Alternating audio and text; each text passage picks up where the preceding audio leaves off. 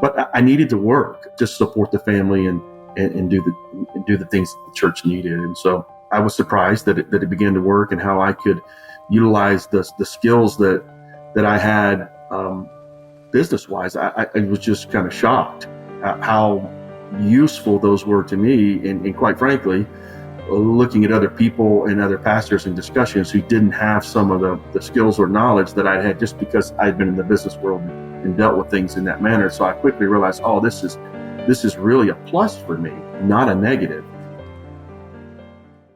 Marcus Aurelius said, "What we do in life echoes through eternity." What is your life echoing through eternity? Welcome to Echoes Through Eternity with Dr. Jeffrey Skinner. Our mission is to inspire, engage, and encourage leaders from across the globe to plant missional churches and be servant leaders. So join us and hear the stories of servant leaders reverberating lives as God echoes them through eternity. Brought to you by Missional Church Planting and Leadership Development and Dynamic Church Planting International. Welcome into Echoes Through Eternity. I am your host, Dr. Jeffrey D. Skinner. What is God echoing through your life today? I am joined in the studio today by Reverend Gary Huff. He's a friend of mine for the last 5 years when we moved to Georgia here. He was one of the first people we met, and he and his family have been a blessing to us and a blessing to the Church of the Nazarene over the years. And Gary has had some background in church planting early on in his career, and then transitioned later to pastoral ministry, being a senior pastor of an established church. But I wanted to bring him in today to talk a little bit about bivocational ministry. So I think he has a good perspective on that. He's someone who's been able to balance full-time ministry as well as having a full-time career. And it was a demanding career. So worked for a professional services firm. So welcome in, Gary. It's great to have you here today. Hey, thanks, Jeff. Glad to be a part of the conversation, and whatever happens here, I hope it's certainly uplifting and help other people in their journey. Who's to say they might look at what I've done and say, I don't need to do that.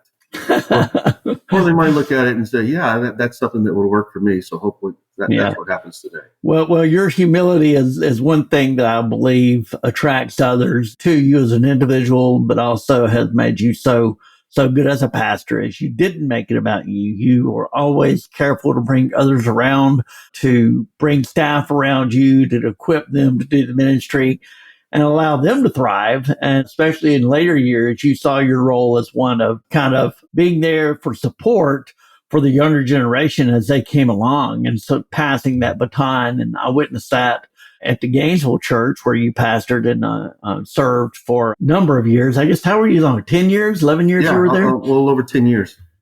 So I wasn't there the whole 10 years, but I did watch you hand off that baton in a very, very good way. And Reverend Ryan White is the pastor there now. He's a young guy. Him and his wife, they're doing a fantastic job up there. And that wouldn't be possible had it not been for your intentionality of doing that. Anyway, that your humility is one of the things that enables you to do that. Not everybody's able to do.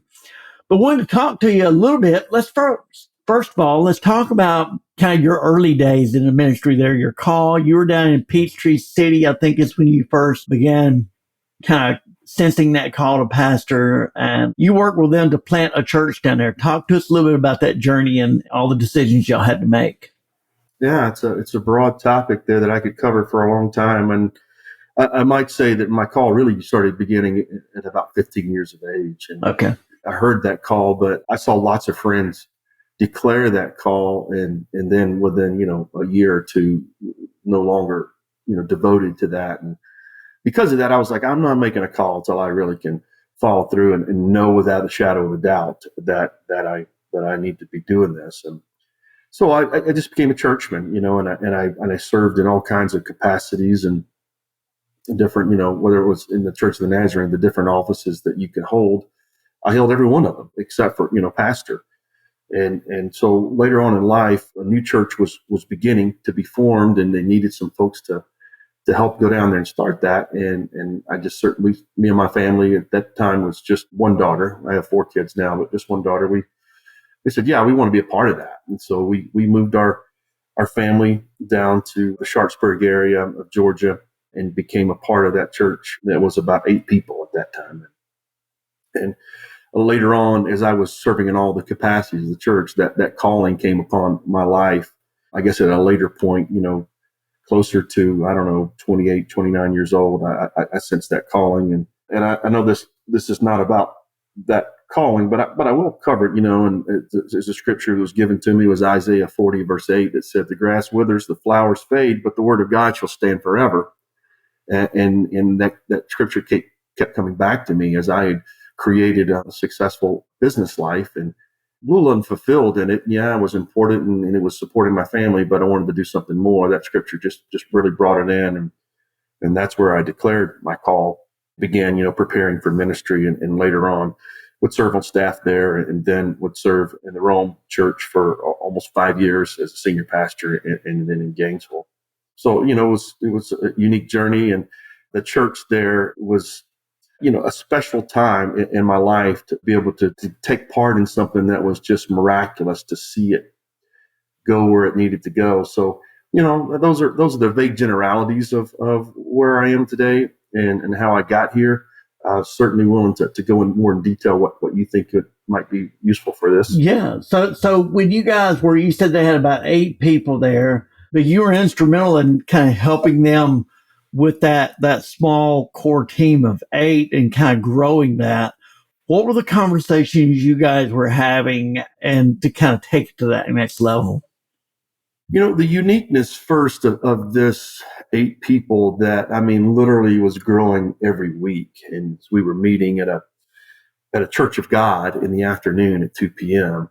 We were meeting, and quickly as we got engaged in that, somehow, some way, by a miraculous movement of God, a whole series of young people that were our age. And at this point, I'm probably 23, 24, maybe younger than that. And next thing you know, there's just a swarm of young 20s that are there. And so we began to, all right, well, what's possible? So now we're a group of people, we're giving financially. So what do we do here? Do we just continue to meet?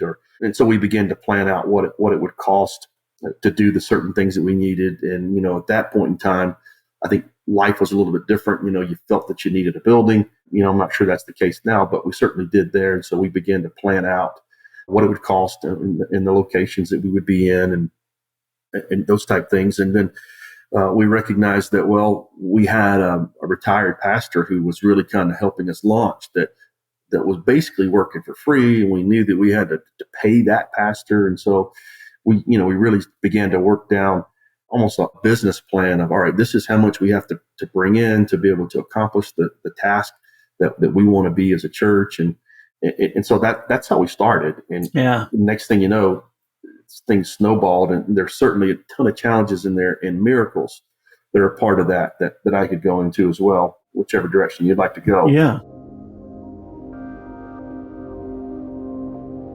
Christian leaders everywhere are talking about Revitalize to Plant.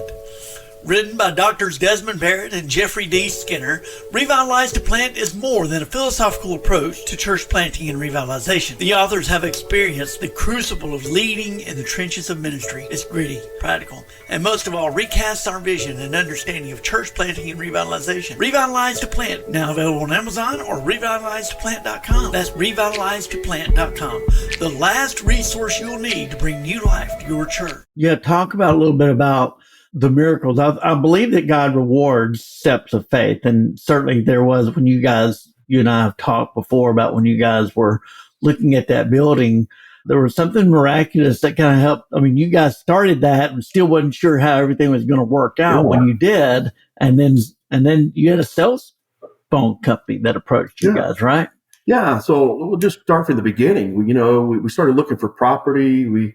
And now we're talking, this is 1997. So when I talk about dollar figures, you have to do the math on what it was worth. But we were looking at properties, and there was a house down the road for $250,000, which was a significant size home in 1997. And we said, hey, we could make that basement our church. And so we were kind of making plans to do that. In the midst of that, though, we're praying for the right thing. The church that we're meeting in is just, gangbusters. Growing. They're just so far bigger than this building that they're in that they need to move and they need to sell this property. And so here it is, that time we're probably 12 people And we started having a conversation with this church about buying. And, as you might imagine, with a group of 12 people who's trying to buy an existing church that, it's a good size. They not making fun of us, but they laughed. There's no way that you 12 people can buy this church. Well, we did it anyway. And long story short is they were a gracious group of people. And they said, okay, we'll sell this whole building to you for roughly about $400,000. There's 12 of us. Right. And we didn't bat an eye. We said, okay, we'll make this thing work. And so we began praying and all these things. Well, they had not started the construction of their building. And so we said, okay, let's think about creative ways to do this. And next thing you know, they said, well, how about this? We'll sell you the building now, and then we'll rent it back from you for 2 years at a pretty significant amount, which in essence will just take off what you owe us. Right. And so really what happens in the midst of that is this $400,000 building, again, $1997, by the time that we finish renting it back to them, we're only paying $275. And in the end, we were going to have this house next to us for $250. And so, by exploring this and getting engaged, next thing you know, we're getting this full building to be able to be a church at roughly the same price. And so, we just stood back and said, wow, what a movement of God and the movement of two churches coming together that they could do the right thing here. And so it was nothing short of a miracle. Yeah, that's good. And then at what point did the cell phone company end up coming in and paying for our tower? Yeah. Am I remembering it right? Yeah. And in the midst of this, it's a series of blessings that are going on. So we say 275, but we're a group of 12 people. So that's still not a small amount of mortgage, not to mention banks are not exactly willing to say, oh, you're 12 people, you have no record of giving. Why don't we just give you all this money and just expect you to pay it back? So in this time of transition where we actually buy this building, cell tower does come to us. And this is back in, 1997. Again, things are a lot different then. And we began a negotiation process and through the workings of God. And of course, ourselves doing some real due diligence on this. We work into one of the most advantageous contracts that you can possibly get through these systems. And long story short, way back then, we went up with about $3,000 a month income from this tower. Nice. Now, I don't think you could ever do that again today, but we did with the hand of God, in our due diligence and quite frankly, our business approach to the people who really needed this tower. And we took it to a position is we don't want the tower. You got to talk us into it. We wound up, and just so we know, the mortgage turns out to be about $2,700 on that building. Nice. Here we are with $3,000 income from a cell tower. And all of a sudden, we basically, with the hand of God, gotten this building for free. Wow. Which is an astounding process. And next thing you know, we have some significant people giving. And long story short is this church that starts with 12 people within a 3-year period is running at that point, 70 or 80. And next thing you know is within a 10-year period, that building is paid for in an astounding miracle that occurred. Wow, that's great. And I do want to distinguish, I do believe God rewards faith and, provides those miracles like that. But simultaneously, I like to highlight that you guys were not irresponsible either. I mean, you didn't just say, we're just going to do this, step out on faith and have no idea how you're going to do it. You had the ability to pay your mortgage. You didn't rely on the miracle to do it, but God provided that. And simultaneously, you felt you guys were in prayer. You were seeking God's will. Yeah, this was something God had asked you guys to do. You didn't just step out and on something and say, we want God to join us. You felt God calling you to Him, and y'all joined God, right? Yeah, absolutely. We think about those days when we signed this mortgage. By the way, there should be significant mention to the district that we were on. Georgia District was also, had a plan to help us in terms of money that was given to us 1 year, and then it would decrease a second, and then the third year would decrease more, and then it would be gone. So we really had, a lot of seed money. But also, when we first were there and we took that building, it did take all of our money to pay for that. And when that and we did it because we thought it was the right thing to do. And when that cell tower came, well, all of a sudden now we have an ability to pay for a pastor because we had that money. So now it's a miraculous story that, these are the two things that we need right away. And while we're so grateful for the pastor who basically served for free for a couple of years, now we're able to do something miraculous just by following through what God had we believe was calling us to, and this plan was working, and then it just keeps snowballing from there. The miracles are not finished by any means, financial and spiritual, that occur there. It's just one thing after another that cannot be explained any other way than God working in the midst as we did our best to plan it out, to a pencil. But I will mention this. I remember as we were getting our first full-time pastors in 1997. And I did the math. I was the treasurer. Again, I held every job. And I said, folks, I've done the math, and we can afford $28,000 for a pastor. And there were some people in there who stood up and said, okay, I'm willing to do this extra. I'm willing to do this extra. And in the end, we said, okay, we really need to pay more than if we want a full-time guy.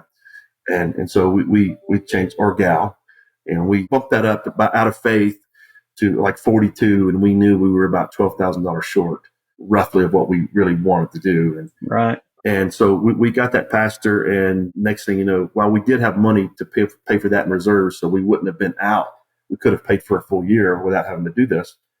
The next thing you know, finances increased by about $50,000, $60,000 a year.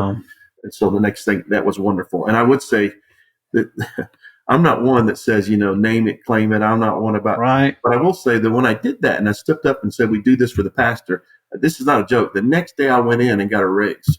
From an unexpected raise from my normal job. Yeah. And I was like, well, I promised I'd pay something. Look where it came from. And it was a miracle in itself. Well, that's an awesome story.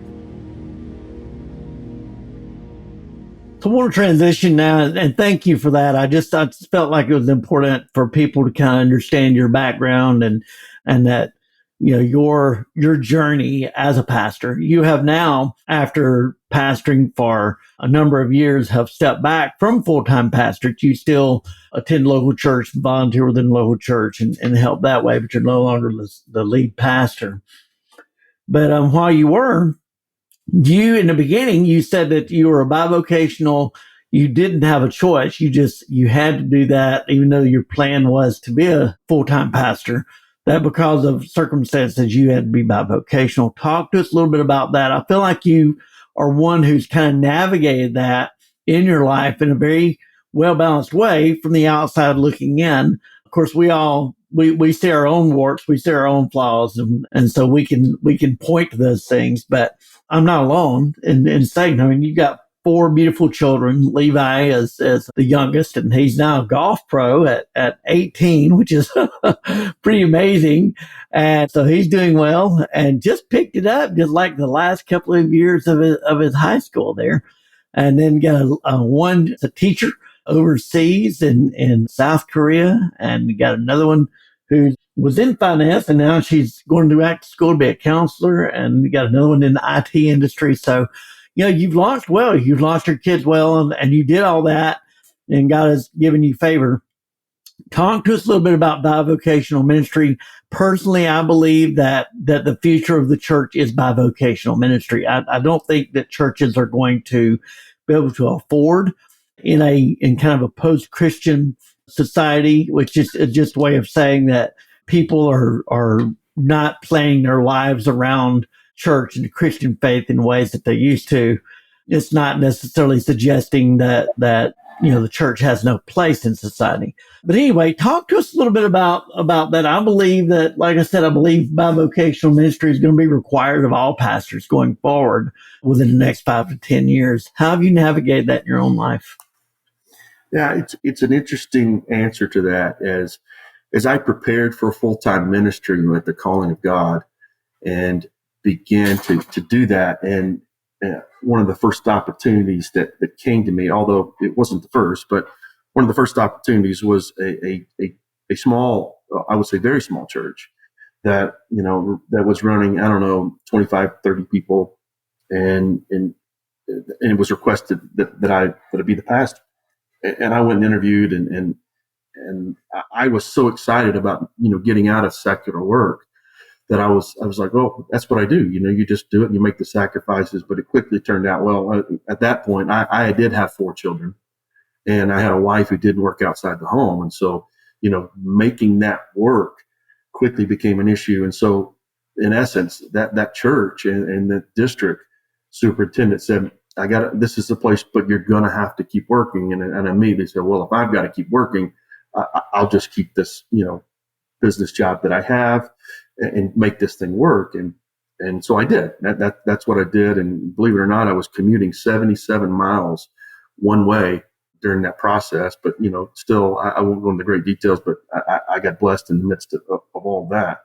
But I needed to work to support the family and do the things that the church needed. And so I was surprised that it began to work and how I could utilize the skills that I had business wise. I was just kind of shocked how useful those were to me. And quite frankly, looking at other people and other pastors in discussions who didn't have some of the skills or knowledge that I had just because I'd been in the business world and dealt with things in that manner. So I quickly realized, oh, this is really a plus for me, not a negative.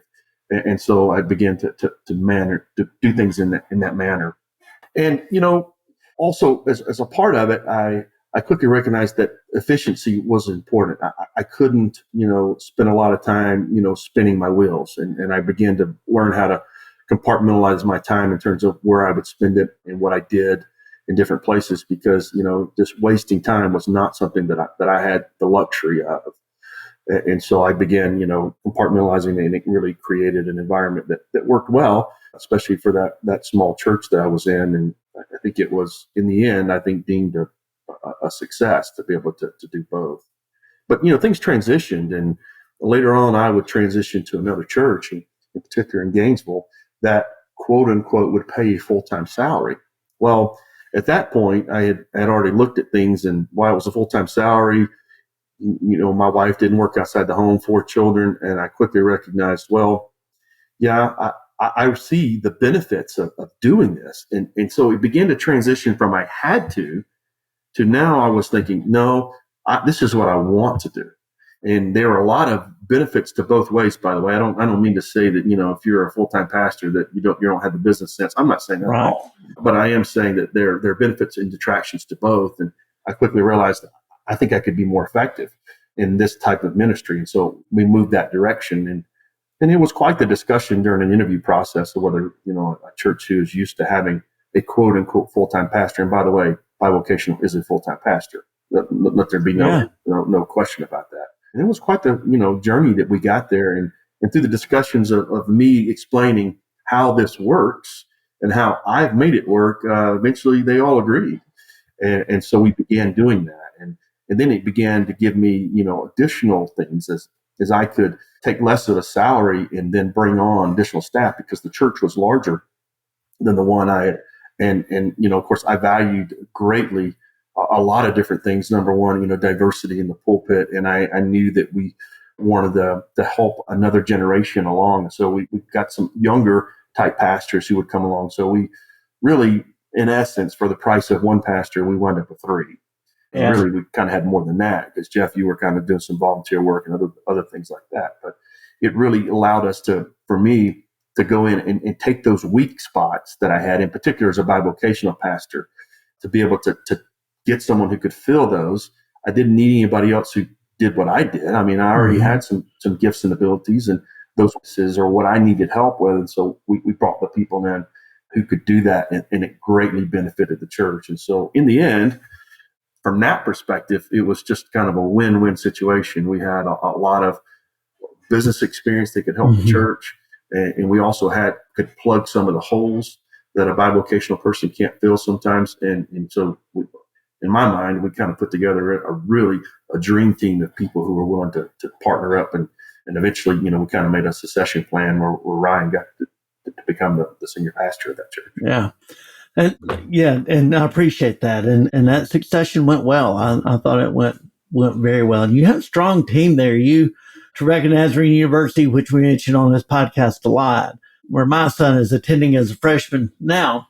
you kind of got a couple of cream of the crop from Trevecca as pastors there, which really helped out a lot. Do you want to grow and multiply your church? Perhaps you need help launching a new church, or even a Christian ministry like a coffee shop or something else. Do you find yourself struggling just to recruit volunteers week after week? Is your church in need of new life? Maybe you're fresh out of seminary and the organizational leadership called you with an opportunity and you realize that opportunity needs a fresh start. Or perhaps you're a church planter. You've been going it alone for a while now and you're exhausted, lonely, and doubting your call. We understand. Church planting, launching a new church is hard. Missional Leadership Coaching is here to help. Go to missionalleadershipcoaching.com and click on our free offer to get started today. That's missionalleadershipcoaching.com. We look forward to helping you. I do want to talk to you a little bit. There are a lot of unhealthy churches out there today. Revitalization is a huge topic. I just published a book with a friend of mine, Dr. Desmond Barrett, which is available. And actually now, I'll go ahead and mention that. You can find it on Amazon.com. It's called Revitalize to Plant, Reshaping the Established Church to Plant Churches. And you can pre-order. It's not yet available. It's not shipping, but should ship within a week or two. But one of the things that we talk about in there is that how churches have become so unhealthy. And I feel like that your combination of business skills, being in the business world, combined with your religious training and Christian training, kind of gave people a pastor kind of a perfect recipe, combined with the work of the Lord, obviously, for kind of giving some guidance to your church and things like that. Talk about how you feel like you've benefited in working, in that direction as a pastor with bivocational ministry, when it became a choice as opposed to a necessity. Yeah, well, even when it was a necessity, it's an asset in this sense that there was a freedom of choice or leading. Sometimes when you're leading a group of people and you need to do something that might disrupt, that might, just not be the most popular choice, but at the same time, you feel that it's an absolute necessity to do this.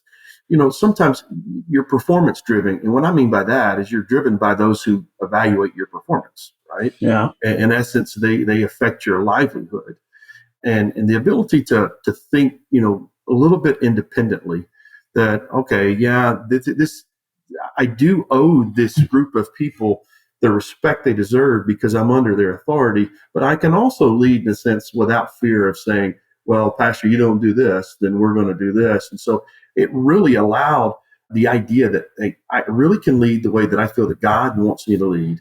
Yeah. And there's a caveat to that. I mean, I think there are a lot of people who have that ability, mm-hmm. but sometimes they do it in an abrupt way that absolutely can so upset the apple cart that all the apples fall off when you're in the cart by yourself. And so I don't mean to say that I had this sense of autonomism that I just would do what I want and I don't care what you think. No.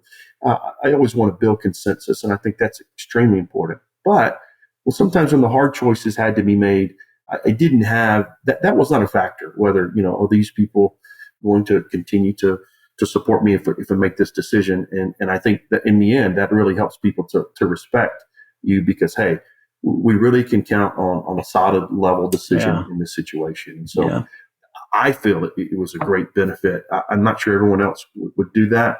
It just worked for me, and I really appreciated it in the end. Well, that bivocational piece was a real blessing in that sense. Well, I appreciate you being on, Gary, and it's been a great conversation. And again, I appreciate your family's ministry to our family these last 5 years, and just continue to wish you well on your journey and your family well on their journey. And tell Christy I said hello. And that's your wife, obviously, those that don't know. But have a great day. And again, I appreciate you being here today. All right. Hey, thanks, Jeff. Always good to be with you. Thanks for letting me do this.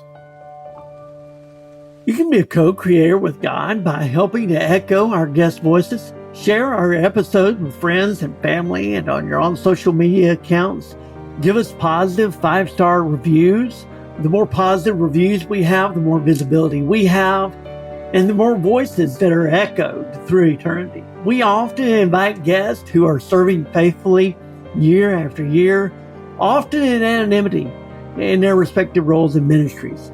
God sees them, and the reality is for a good kingdom leader, that's enough. We do not do what we do for the accolades of humanity. We do it because we're called by God. But I believe that God uses people like you and I to continue those reverberations and echo them throughout eternity. You can partner with God by liking, subscribing, writing a quick positive 5-star review, and again, sharing those voices with friends and family and on your own social media accounts. Those reviews will eventually lead to other guests who have larger platforms that have more listeners who will then in turn listen to the show. And again, it further echoes those voices, which is the whole vision of the Echoes Through Eternity podcast here, is to continue echoing those voices that God is echoing through eternity there. So like and subscribe and review us if you would. We'd appreciate that greatly.